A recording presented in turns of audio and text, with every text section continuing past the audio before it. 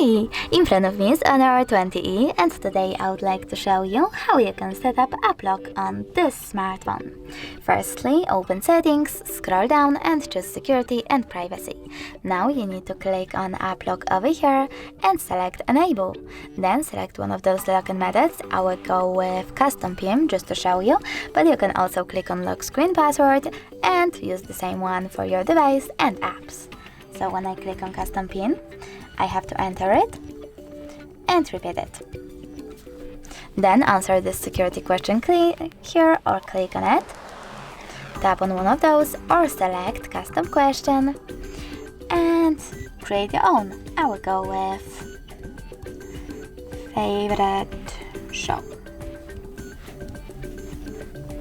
Click on OK to save it and remember to answer it correctly below.